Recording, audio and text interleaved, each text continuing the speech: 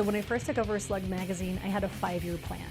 And all of the previous publishers had run Slug for 5 years. And I was in my early 20s, really, didn't have any experience running a business, really had no business running a magazine at all intents and purposes, but except for a passion and the drive. And so I thought, okay, well, I'm gonna do this for 5 years. I'm gonna take it as far as I can in 5 years. And then I'm gonna move to New York City and just, pursue a professional career in photography as a fashion photographer or a journalist or documentary photographer or something. And so I made that commitment. And then after 5 years, I had worked so hard to pay off my loans for the magazine, because when I first took it over, we were so poor that I could only afford to pay one part-time employee for 15 hours a week. And I had to do everything else. I had 2 other jobs on the side. So I was working Slug magazine, and then I was working for a professional photographer, going in his darkroom at night, printing his negatives for him. And I also worked for a record company remotely as well. And so I was doing these other things just to pay my rent, because all of the money from Slug went into paying all the bills for Slug. And so by the time I'd done 5 years of this, I finally had enough money to pay one person full-time and pay myself for part-time work. And so I'd worked so hard. I was like, I'm not gonna stop now. I'm just gonna keep going and see how much far I could take it. Plus, I was having so much fun. I was able to meet so many incredible individuals, not just community members, but interview a lot of national heroes, a lot of artists, a lot of bands, just have a lot of really interesting experiences, covering the Sundance Film Festival, meeting directors, actors. I had all these doors open that just wouldn't have been open if I wasn't, the helm of the magazine. And then not to mention like all of the creative collaborators, the opportunity to meet other creatives, work on projects together was just so exhilarating. And I still feel that way 23 years later, which is why I still do it. When I started working at Slug, one of the reasons why I was hired was not only because I was a talented photographer, because I could write, but I knew a lot about music. Working for record labels, being a music fan, a collector myself, also someone who worked music retail for a lot of time, and who was active in the local music scene as a fan photographer, I just knew so much. And that was really what drew me to the magazine. And Slug magazine was kind of known for being really a rebellious, rowdy punk mag, punk rag, so to speak. We covered a lot of national music. At that time, it was really difficult to figure out what the cool shows where they were playing, those bands, who was coming to town, where to go. And Slug magazine was really kind of the map for finding other individuals like yourself.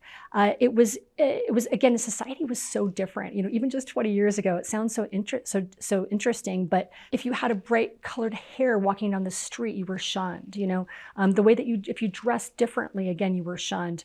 But we that chose to express ourselves visually in that manner looked for each other and automatically became friends. And those are the people that you knew were your allies, because they just set themselves apart a little bit. But through Slug magazine, you could find access to where those people might be on a Thursday night. And also that was, again, where you'd look for all the great shows. We got interviews with John Doe from X. We got interviews with Kim Gordon from Sonic Youth. Just some really incredible people that were kind of just coming up at the time.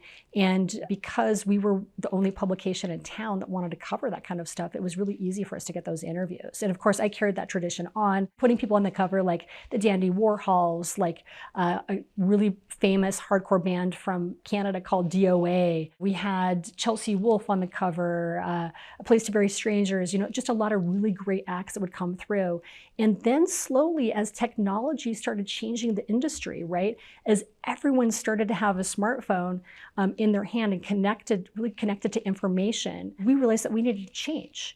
And that if people wanted to read an interview with a national artist, they could do that in just 30 seconds. And so that's where we kind of dug deep and went back to our mission and thought, okay, what does Salt Lake Underground mean now? What's a contemporary version of Salt Lake Underground?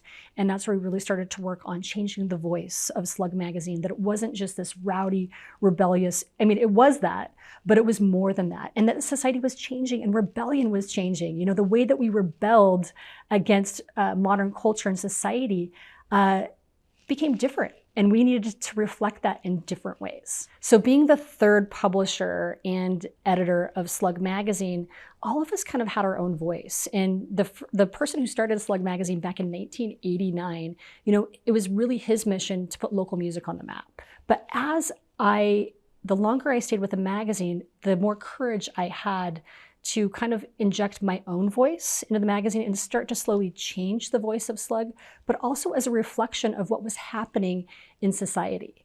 And, really the way that Slug was back in those formative first 10 years, it was very complainative. Part of the way that our culture rebelled back then was to complain and point out fault.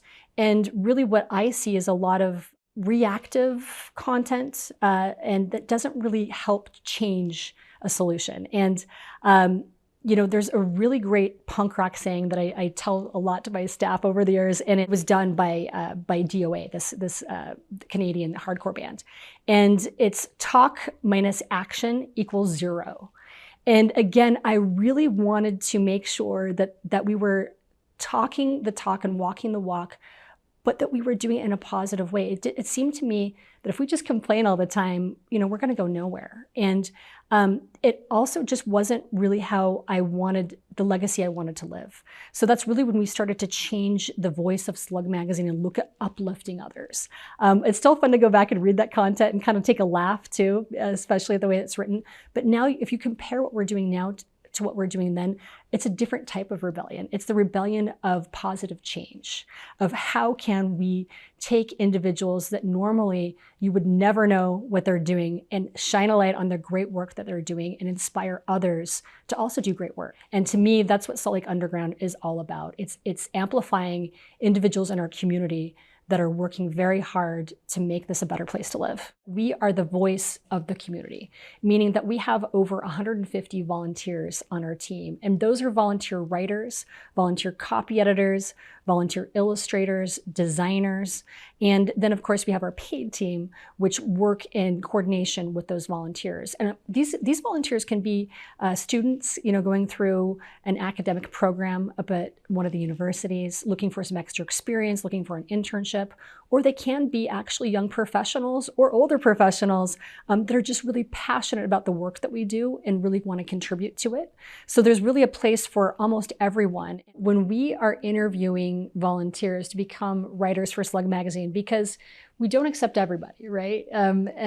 We kind of screen for certain skills. So we give test assignments. And a test assignment that we might give to an inspiring volunteer that wants to become a writer for Slug would be to interview a friend of theirs that is in an industry. It can be a friend that's an artist or a local band, and then produce a 900-word piece on that.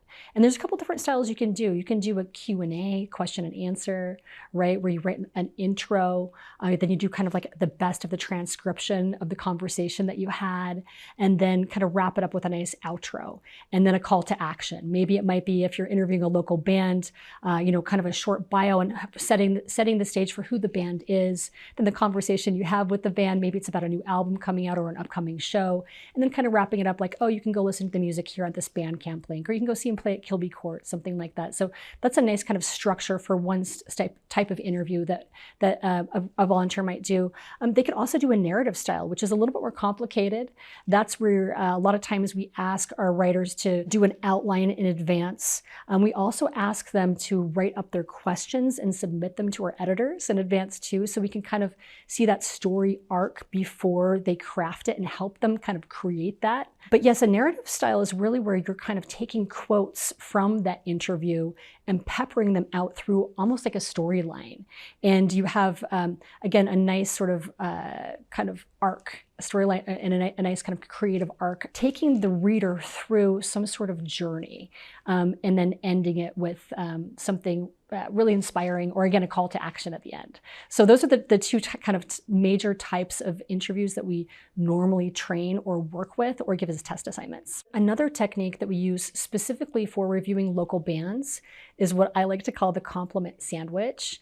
And the reason why we do this is because we really want to encourage locals to keep making music. And from past experiences, if you publish too negative of a review, it actually can make someone not want to create music ever again. It can create shame. It can create all of these feelings that is not about our mission. It's not about empowerment. And so we want to be careful. We want to obviously be honest and have journalistic integrity. We want to tell the truth.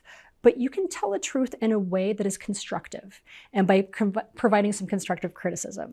So how we like to do that is with the compliment sandwich. So for instance, if we get a local album or a single and we're reviewing it, and obviously there's a lot of improvement to be had with this individual, we'll first look for something redeeming. Maybe it is the name of the band, maybe it is the idea behind the concept, and we'll try and bring out the uplifting parts of that. Maybe the artwork's really killer, and talk about that for a moment, and then we'll go in for the constructive criticism. Hey, they really need to improve with A, B, C, D, E, and F. And then again, we'll end with something kind of on a high note. And that works really well because it eases in the reader and the person that you're reviewing into the constructive criticism. They just don't right off the bat become offended by your truth.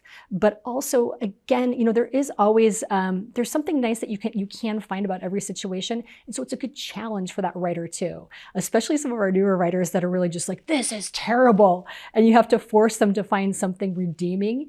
And you always can find something redeeming. It might take a while to find that. So it's also a good skill in that regard. But we love the compliment sandwich, works every time. So if someone really has the desire to become a writer and they've got some good soft skills, we will work with them, help them, give them drafts, feedback to get to that point where they can become a published author. And it's really fantastic because over the years, of course, since I've been with Slug for 23 years, we've seen so many individuals come through and start with Slug and now they're editors of national publications, or they're staff writers at other local publications. They go on to work at the Daily, and some of them actually still work for us too, or still volunteer write for us too. And that is such a high compliment to see that we can give people those skills and help them with their creative journey. Slug Magazine has been around for 35 years. I've been running it for 23. We've seen a lot of changes. We've seen a lot of magazines come and go locally, nationally, internationally. And the business model has changed dramatically. And that has been one of the largest challenges about running the publication, is just really diversifying the business model in order to keep the print alive. And so it really is this labor of love. But also at this point, we are actually known as being one of the longest running print monthly alternative publications in the US, in the nation, which is really fun and really neat. And we also have this huge legacy. Something that's really unique about Slug is because we're 35 years old, people start reading it at a young age like myself. I picked up my first copy at age 14, and we still have those young 14-year-olds that are picking it up for the first time and discovering a whole new world, right? But then we also have their parents that are reading it, right? And a number of our interns or writers have come in and said, yeah, I discovered Slug for my parents. My parents love Slug, and that's been really fun too. So we have this really interesting age range. But even today, I was just talking with my assistant editor, who I believe is 25 years old, and they were just talking about how, I think their exact words is print is king, because our web content is different than our print content. Our print content is evergreen. It's meant to be designed beautifully, to have stories that you can pick up 2 months from now and they're still relevant. You can keep it on your coffee table. Maybe you want to collect every single one and keep them as suites, versus online is more event coverage, more time-sensitive coverage, stuff that's going to be relevant now but not tomorrow. We were looking at our stats at our website, and our stats for our website are really good, but they really don't compare to the 20,000 issues that we print each month, where we're getting calls from local businesses saying we're out of Slug again. Like, I know you were here last week, but can you please bring more? And I think there's also this badge of honor. It's interesting too, because whenever we have to cut an article and call the writer, which a lot of publications don't do that, but we do. We call our writers and say, we're so sorry for some reason we had to cut your article, maybe, an extra ad came in or something like that, because, print publication is also very complicated. You go up in page increments of 8. So you can't just add in one page, so sometimes you have to make tough decisions and cut content. So when we call a writer and say, I'm so sorry, we had to cut you out of the print, it'll still go online. They're always bummed out. They're always like, oh, really? Like, I'm not in the print. Okay, I'm online. You can still promote it on social media. Like, it's still going to be on the website. Okay. But they all want to be in print. And, a lot of our writers are, early 20s, mid 20s, early 30s, mid 30s. And I think it just speaks to, there's something special and unique about holding something tangible. Of course, we're on our phones all day long, on our computers all day long, but sometimes we just want to disassociate from digital and just kind of tune in or tune out to something, that we can touch and look at. And I think that also speaks to the incredible design. We spend a lot of time in meetings talking about the cover and working with a local artist to create a very unique cover for us every single month. And we hear from our readers all the time, they really look forward to what that cover is going to look like. And that design, I think, is really special too, all that care that we put in that design.